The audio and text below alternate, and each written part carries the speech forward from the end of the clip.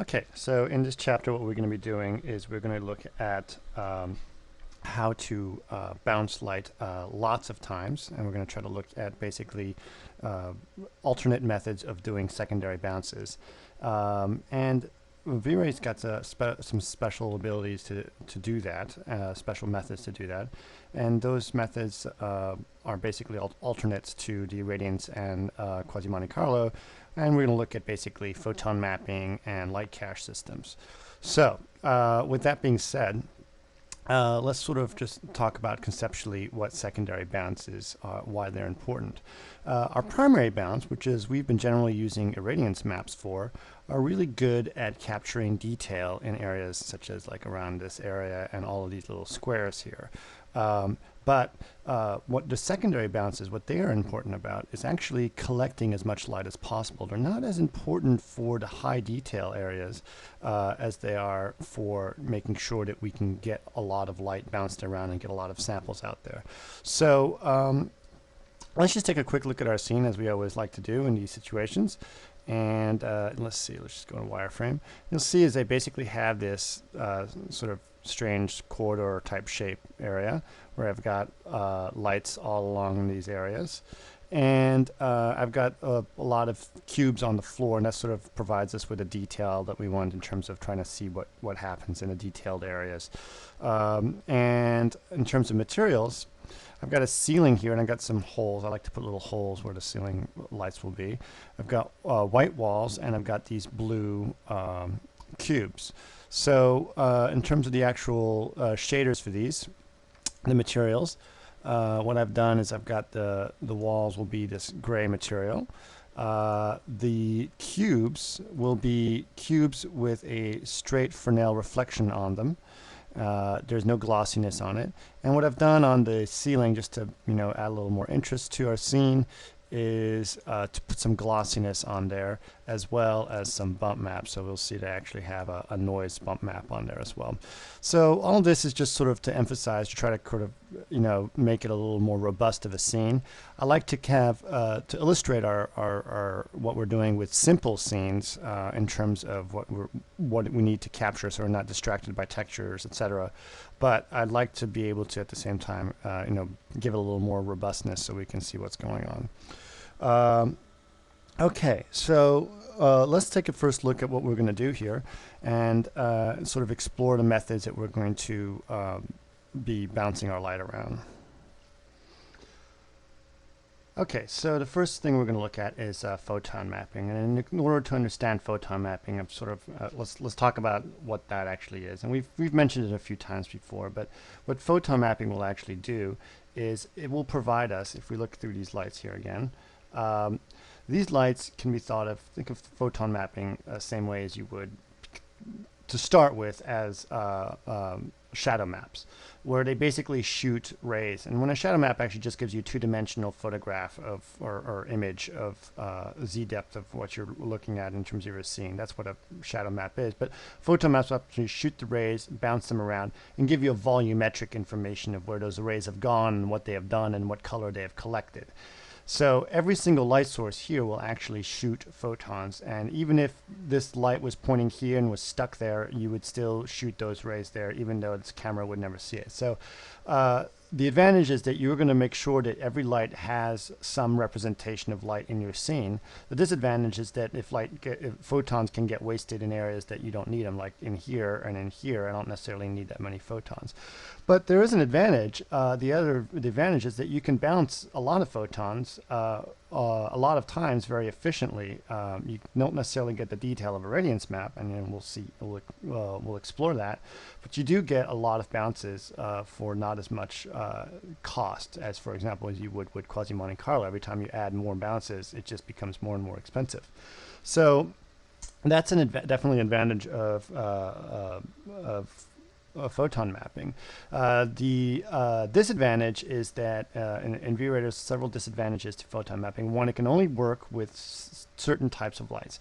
The lights that it can use is a direct light that would represent like a sunlight, for example, and then with no decay.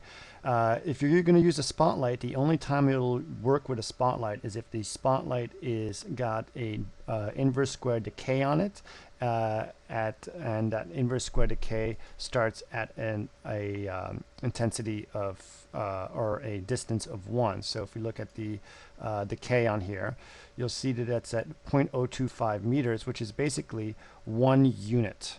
So if I actually change this to a unit, that's the only way you'll know that it works. If I actually go to unit setup, when I change this to generic units, you'll notice that the inverse square is at 1. So it's the only way it's going to work is if you have your light and you have your inverse square at 1, which basically means, as you know, I have to have these very, very high multipliers of the intensity of light in order to get enough light to bounce around. So that's why I have 60,000 in terms of the multiplier of the light.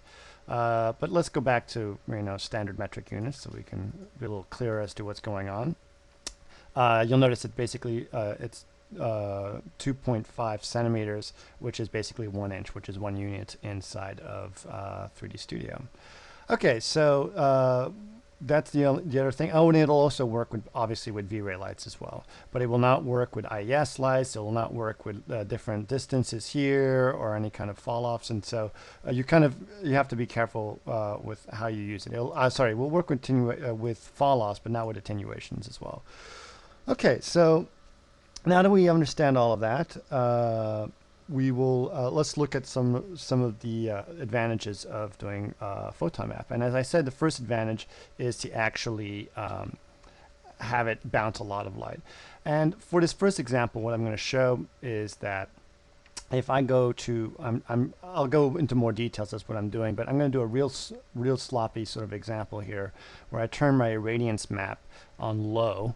Very low, as you can tell, and I'm going to have my secondary bounces as photon maps. I'm just going to use the basic photon map setup here, and I'm going to turn my bounces. You can see you have photon map bounces to 2, and we're just going to look at the result of that, as I've already pre-rendered all of these as I've been doing the whole time.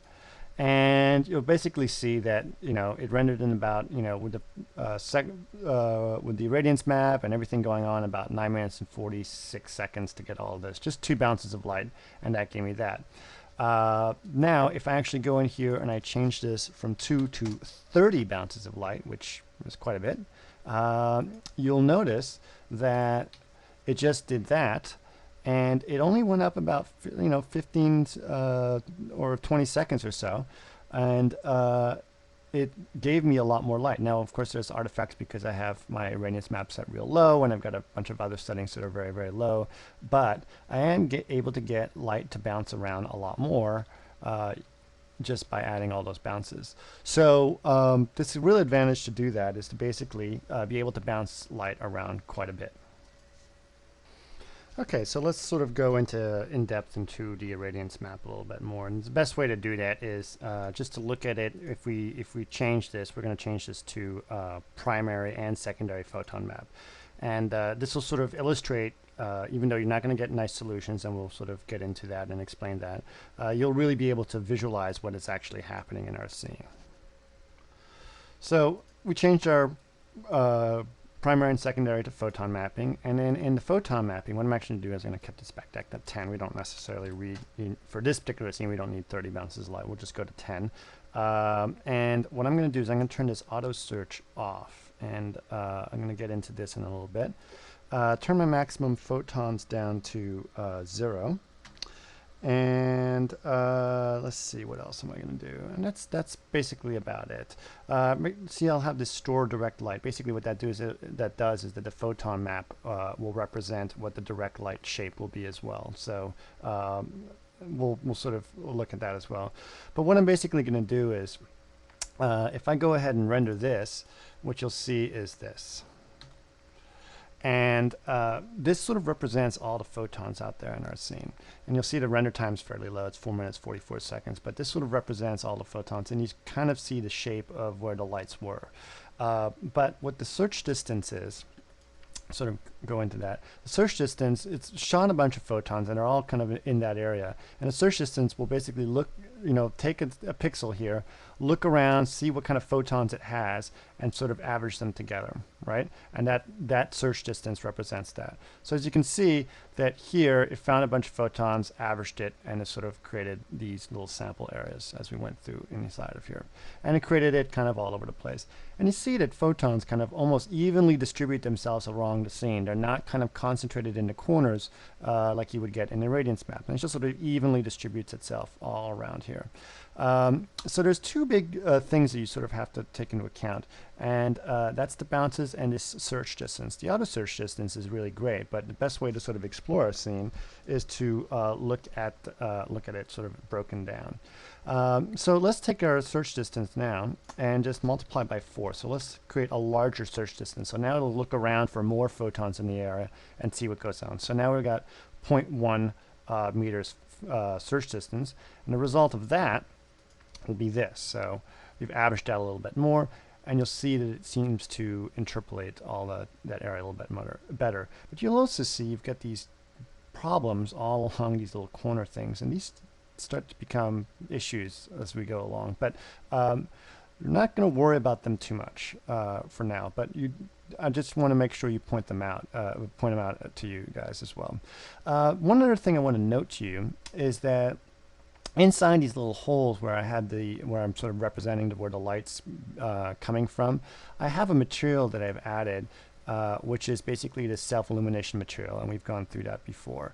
But the self-illumination material is not represented, it does not get calculated when you do the photon mapping, because this self-illumination material does not shoot photons. So if I'm doing primary secondary bounces, you'll notice it just gets dark in there. Basically there's nothing in there. I can get that back with the irradiance map, but it's not going to show up in the photon mapping. Okay, so let's carry this a little bit more. Now, basically also see that when I've gone from this search distance to this search distance, my render time has gone up, because every time it goes here, it's got to go out there and sort of average out. And so it's almost doing like a very intelligent sort of averaging of photons in this area. So it definitely affects the render time the further out it has to go to search for photons. So we're now at 5 minutes on our render times, 5.5 minutes. Okay, now let's kick it up again, and we're going to go to basically 0.5, and we'll see what the result of that will be. And if we do that, basically 0.5 gives us this. And again, it's much smoother in this area, but we still have these issues going along in this area.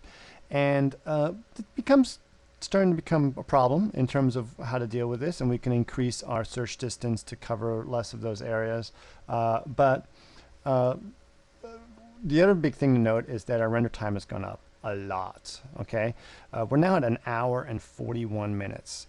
So big search distances means it's got to calculate a lot of photons in the area, and it's become really problematic in terms of averaging everything out for every single pixel, because every time it calculates a pixel here, it's got to go out in this entire area and sort of find every photon that's ever been shot in that area and try to average out that light intensity in terms of that. So it can become really kind of time consuming to continuously increase the search distance.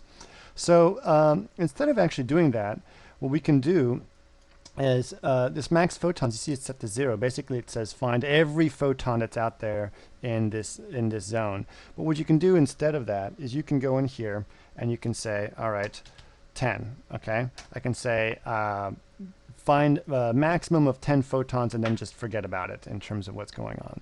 So if we do that and we sort of keep it at 0.5 and just do 10 photons, you'll see that basically we've got, we're kind of back to where we were, but we actually have a little more interesting averaging going on, because it's kind of collected a better sample. Believe it or not, this is better than our first samples. If we go back to our first that compared to that, it's actually collected a larger area, and this particular zone is more accurate in terms of what we're looking for our secondary bounces.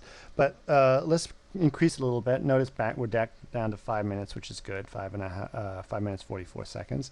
And we'll go into our zone here, and we'll take it from 10, and we'll go up to 30 photons. So let's say we want a little bit more photons in the area, and it becomes a little bit better in terms of what we're getting. and you'll see that these cubes are definitely starting to look a little bit more like what they're supposed to be looking like. And we're just up a little bit in terms of render time, so we're at 556. So let's say, oh, okay, let's go up a little bit more. Let's go to 60 photons and see what the result of that is.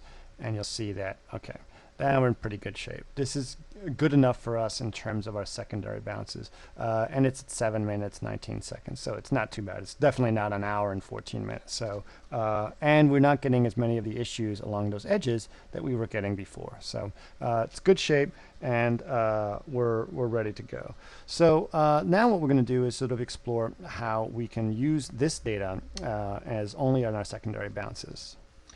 Okay, so let's actually even take a little step back here and sort of look at the light sources. The light sources themselves, actually, you can designate how many photons they fire each one, but it all calculates as one big photon map. But you can say how much importance are in each one, which is kind of a good thing.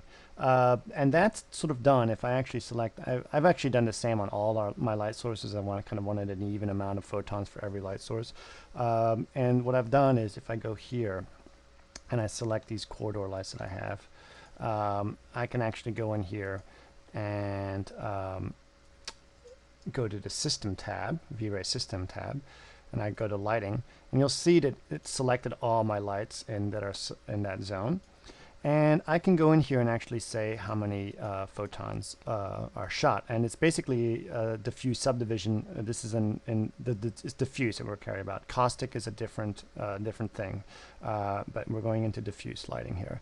And the diffuse lighting, we have basically 60, which is 60 times 60, which is 1,200. Right, 1,200.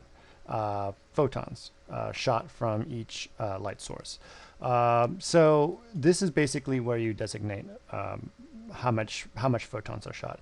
And for the example we're going to do, we're going to actually just go ahead and double that, and we're going to do 120 subdivisions.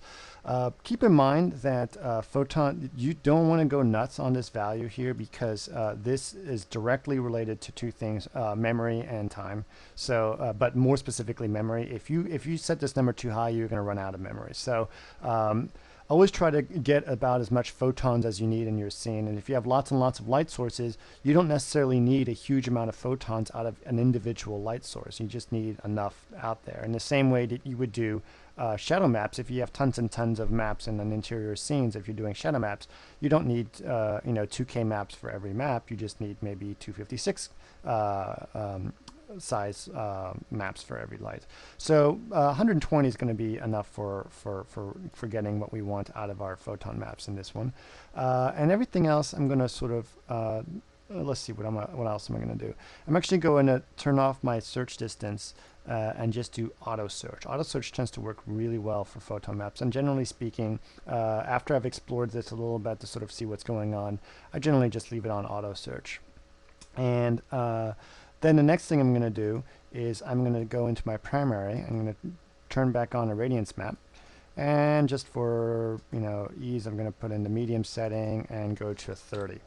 So now we've got our primary bounce as a radiance map, secondary bounce photon map, and we're ready to sort of see what that does. Now, you've probably been saying, well, that's no way going to be a good solution. And the reason is we don't care about the detail in this. What we care about the detail is in the irradiance map. So once we've done that, you'll notice that basically we get this, and we're getting a pretty good solution here on our photon mapping. And our irradiance map is getting all the secondary detail that we want. And it's at 32 minutes for this amount of bouncing of light. This complex is seen with all of this extra, glossy effects here and everything. 32 minutes at 800 by 600 is pretty good for 10 bounces of light and all the stuff else going on. But there's still something we can do to help this out. And basically what it is that our when we have our irradiance map, some of the data that's in our photon map may actually be redundant, and that we don't need all that data in the irradiance map. So what you can do is this cool little tool here, and this only sort of works for scenes where there is where a radiance map and photon map start to become a little more time consuming. Is you can do this convert to a radiance map. And basically what it does, it'll take whatever's done in a photon map and then convert it to an irradiance map, and then take that into account when it's doing the irradiance map, so it doesn't necessarily have to create as many samples out there. The disadvantage is that it takes a little time to do this convert to radiance map, so that if this doesn't take very long, it may not be worthwhile to actually convert it to an irradiance map. So and the other thing is, only use this if you're going to use your radiance map as your primary bounce. So if we go from here and we actually turn on the radiance map, you'll see that our render times go from 32 minutes and now they're at 22 minutes. So we've saved, some good amount of time here, about a third of the time, because it doesn't need to calculate all those extra bounces, and it basically looks almost identical in terms of what we're trying to get. This is 32 minutes, 22 minutes, almost identical, and it basically shot a lot less irradiance map. And all of that savings comes in the irradiance map setting. Okay, so that's pretty good. We have a good understanding of how photon maps work, and let's start looking at another method of doing secondary bounces. So we've sort of explained some of the advantages and disadvantages of photon map, and to be honest, V-Ray has not necessarily focused very much on a good solid photon mapping method, because it's actually got some other solutions that are more an advantage in V-Ray. And photon mapping works very well in situations such as Mental Ray. Mental Ray's got a great photon mapping methodology, but V-Ray sort of concentrates much more in what in the camera type of global illumination. Doesn't care about sort of creating global illumination for the entire scene as much. So when we're doing in the camera methods, V-Ray's come up with a system called a light cache, which is pretty clever. And basically what that is if we sort of look at it from the point of view of the camera. Actually, I don't have a camera. You can't see this camera. Well, here it is. Camera will shoot rays instead of the light shooting rays. And the camera will shoot out a whole lot of rays and bounce them all around in our scene in the same way that a photon mapping would work. But it'll sort of, what it does is basically does an inverse of a photon map. And an advantage of the light cache is that it'll only shoot it from the point of view of the camera, so it'll only take up what it needs to know from the camera, but it'll also shoot. It can pretty much shoot effectively an infinite amount of bounces. There is actually no bounce setting in terms of light cache, because it'll basically shoot light until light doesn't matter anymore, or shoot rays until the rays don't matter anymore in terms of our scene. So it's a really effective way of doing it. And it'll also be able to do it for any light source. It can do it for skylights, for object lights, for IES lights, for anything. And it'll work kind of in a universal way. And it actually has advantages even with glossy effects and everything else. So you're saying, well, what's the disadvantage of it? And I'd say none. Well, but just actually not true. There is a slight disadvantage to using light cache as opposed to photon maps. And that's the fact that, let's say if I go all the way back in here, my camera is back in that zone, and I have a really teeny little light source here that's very, very bright. Let's say like a laser, right? And that laser technically would bounce around and sort of come around into our scene. The light cache would probably miss that, because that means that one ray would have to go out there and just happen to get that teeny little area over there. Well, that's not necessarily the conditions in which that would work are pretty slim, because generally the light cache will work fairly well for almost every situation, but it will possibly miss the laser. So if you have a lot of lasers in your scene that you're trying to do, light cache may not be necessarily a good solution. But for virtually every other scene, I include even outdoor scenes, I love to use light cache. It's just a great way to do it. So let's sort of look at the light cache now. So light cache is actually, let's go back to our camera view here. Light cache is actually very similar to photon mapping, conceptually speaking. If you actually go in here, we're going to do our primary and secondary light cache and sort of go through the same logic that we went through to photon mapping. But let's break down the settings. Light cache basically has subdivisions, and this is basically the same kind of subdivision concept as we had before, where it says 100. So shoot 100 by 100, which is 10,000 pixels, right? 10,000 rays out of the camera. And then you've got this sample size and a bunch of other settings. But what it comes down to is shooting the rays and then collecting those rays in the same way that you did photon mapping. But it does it a little bit differently in photon mapping. We'll talk about that in a second. Sample size basically says how big a subdivision to make on each area. So as it shoots out these rays, it'll break it down to this 0.02 screen size, okay? And this is an important concept. If you go to world size, we're in units. And if we go to screen size, we're in screen. So if you take your screen, which is your image here, and you break it down, and it'll say that's how big a sample it'll take, okay? So they'll say 0.02 is going to be a zone about like that, for example, in our scene, which is a 2% of your screen size. And it'll take that and basically average all that to create the light cache system, okay? And then after it's done that, the averaging is based on this interpolated samples settings here. But you also have the ability to do it for world. And what that does, it'll break down the samples in terms of world units the same way that a photon mapping worked. And why would you want to do that? Well, there's a reason for it. Generally speaking, for stills, use screen. If you're doing animation and you're moving through a space, there's much more advantages to using size because you want the sample to be based on the geometry, not on the subdivision of the screen. So definitely use world scale if you're using doing it for an animated camera. And we'll talk later when we bake our lighting.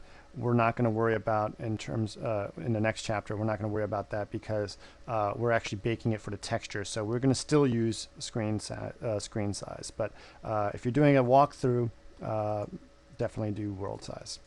Okay, another thing to keep in mind, and this is kind of a little thing that's easy to forget. I've got the number of passes set to 2, and that's because this is almost the way I sort of interpret this is this sort of optimizes the way light cache is done based on how many threads your computer has. I have 2 processors, each with a single thread. There's no hyperthreading on my computer, so that gives me 2 threads. If you had 2 processors each with hyperthreading on them, you turn that up to 4 because it's 2 threads per processor. It gives you 4, et cetera, et cetera. So and if you have a single processor and you get, with no threads, you turn that down to 1, such as my laptop, I turn that down to 1. And it's going to make sure that you optimize the way that the light cache is calculated per threads. And then you've got these other methods here for doing your reconstruction of your zone. And I've got this on nearest. The next one you have is fixed. And fixed, basically think of it this way. When you're doing your filtering, if you're going to do it for your secondary, if you're going to do light cache for your secondary bounces, turn it on nearest. And if you're not, if you're going to do it for both, put it on fixed. But for now, we're going to keep it on nearest to sort of illustrate that. So what I want to do on this scene basically is show you what this would look like. This is a really low settings, by the way, very, very low. And I just sort of want to show you what a light cache will do. The other thing I've done here is I've done store with direct light. This is similar to photon mapping. When you do that, the shape of the light is stored inside of the light cache as well. So if we look at that, basically it will look like this. Okay, so this is, you'll see it was rendered in 2 minutes, and it looks kind of similar to what we had in photon mapping, but you'll see that these are the areas, these are the zones that are created, okay? These are the 0.02 zones, and you see that they're fairly large, but it gives me basically a pretty good secondary bounces, right? But as I said, as I was implying, you can actually turn this up and create a better setting for primary and secondary bounces. So let's go ahead and see how far we can actually push this. So we're going to go to our subdivisions here, and we're going to turn that up to 750 subdivisions, so a lot more subdivisions, which is going to be good. And I've actually pushed that up quite high in other scenes. It depends on how many, how much bouncing you have to do to really do it, to really get a good evaluation. I find that 750 is probably going to be plenty for this scene. And then I'm also going to take my sample size here. and decrease a little bit, try to get a little more detail out of our samples. But with this many subdivisions, we may have enough samples where this becomes a pretty good setting. I'm also going to turn off store with direct light, because I don't want to actually, I want the direct light to shape itself the way it wants to be, because I'm not doing it for, really the only time you want to turn that on is if you're storing it, if you're doing something else for your secondary bounces. So we're going to do that. The other thing we're going to do is we're going to switch from nearest to fixed. And sort of rule of thumb based on the V-Ray manual is that if we're doing fixed samples, and this basically is the average, is the way things get averaged in the zone, it'll average it 0.04 of the sample size. So they say anywhere from 4 to 6 times whatever that value is. So if this is 0.1, 0.04 is good. You may want to push that to 0.06. If this is 0.2, make that 0.08 to 0.16, something like that. Okay? Sorry, 1, 2. So 4 to 6 times whatever this value is. So by doing that, we've pushed up this setting quite a bit. This is basically going to be our biggest cost of our scene. And you saw that this rendered in 2 minutes and 15 seconds. And we've pushed it up, and now we're at 10 minutes. But you can see that we basically got almost a perfect scene compared to what we want. We are missing a little bit of detail, and you'll pick that up in a second. But this looks just perfectly good for our scene. We got a 10 minutes. There's not much noise or artifacts in these zones at all. And we've got the shape of our lights because we turned off store with direct light. But this gives us a really good overall lighting in our scene. And these are really good to use, generally speaking, if you want to use your primary and secondary bounces for light cache. So we've sort of figured out how to do that. Now let's look at what we do, which is what you would normally do in a scene like this, is to actually use it for your primary bounce as your radiance map and your light cache as your secondary map. And we're going to sort of stay with the medium setting that we did before on the other one, that we did on the photon mapping. And we're not going to need that many subdivisions, because now we're using a radiance map for our primary bounce. We can just definitely cut that down. So I'm going to cut it down to about 500 on that. Let's see what else I'm going to do. Turn that to 0.01 is fine. Store with direct light is off. Actually, I could probably turn that on, but I'm just going to keep it off. It's fine. Let's go ahead and turn it on. And then the other thing we're going to do is switch to nearest. Okay, and nearest I'm going to have it on 5 samples. You could turn that up if you want to get smoother samples, but I found it in this particular scene 5 is fine. And you'll see when I do that I've only gone up a little bit, because the radiance map can go much quicker because it already knows a lot about the light cache, and it's only gone up about a minute or so in terms of our render time. But you're saying, well, what's the difference? And here it is, 10 minutes, and then here we are, 11 minutes 13.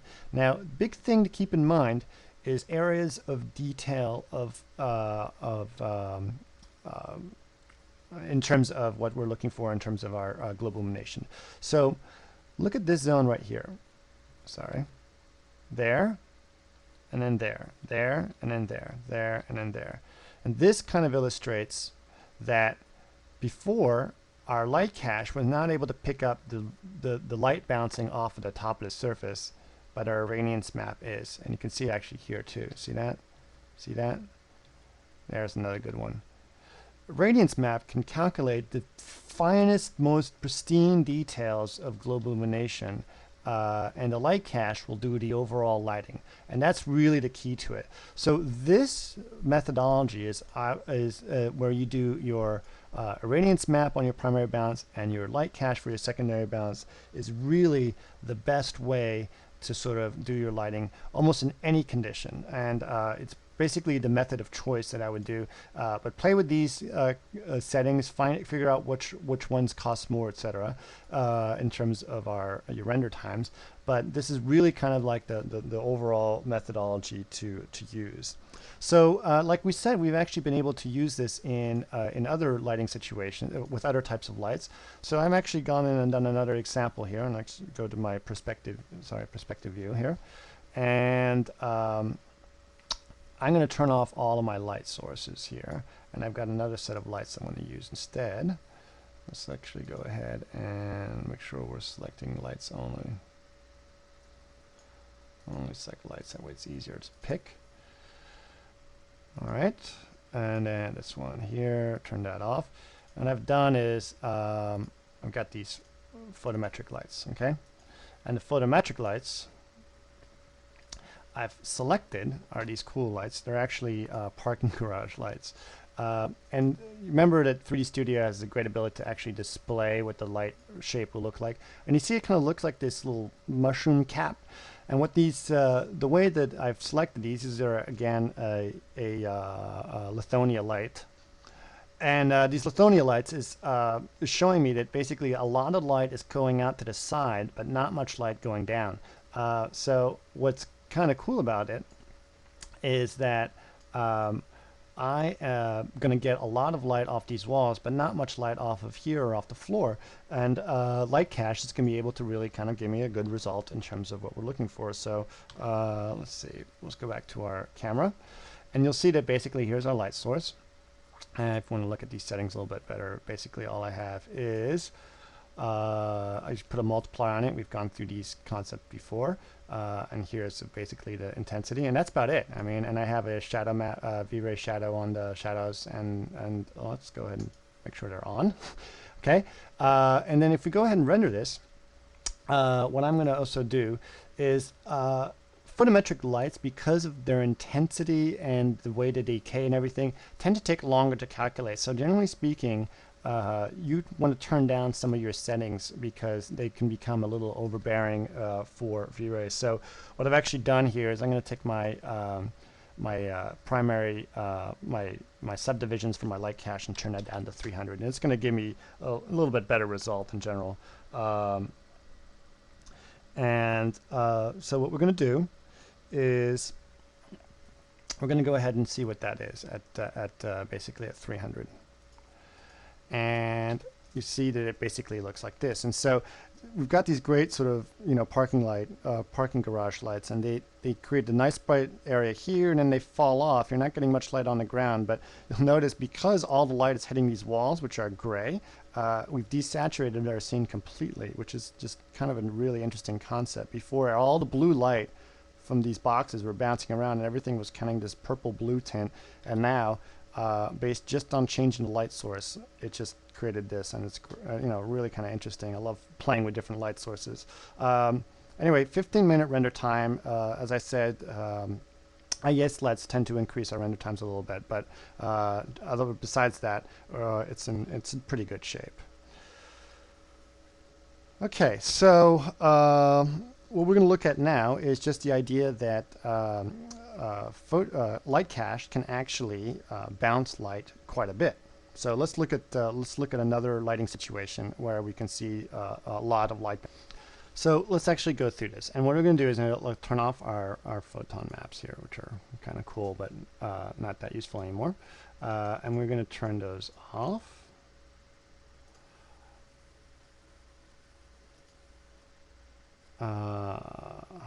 And what I have, go back to my perspective view, is I have these two light sources in the back here, which are these large sort of area lights. Now, keep in mind they're seen. Camera's back here, and I've got two light sources. Let's go ahead and select them. These two big V-Ray lights. One is over here, and the other one is on the other zone. You can see it over there. And in order for that light to come over here, it's going to have to bounce a lot in our zones. And I mean, just basically this huge amount of light bouncing that we need to do. But Light Cache is very efficient at doing that. So let's actually look at that. So if we go into this zone, and we've got those two lights back there, we're going to just basically do the same setup that we've had. We're going to turn on our medium setting here. I'm actually going to go ahead and turn this up to 500. and then go from here, see what we get in terms of our result. This is the primary one that you're going to mess with light cache. Once you've sort of figured these out, you just basically start messing with this in terms of your collecting more and more quality. So if we look at that, just those two light sources, you'll see that we get this. Now, this isn't a fantastic result, but it is showing that we can basically bounce a lot of light around. And we're basically getting situations where light can bounce all the way back into here from back there. Those light sources are obviously very, very strong back there. I think they're like 6,000s and they're large area lights to start with, so it's pretty strong.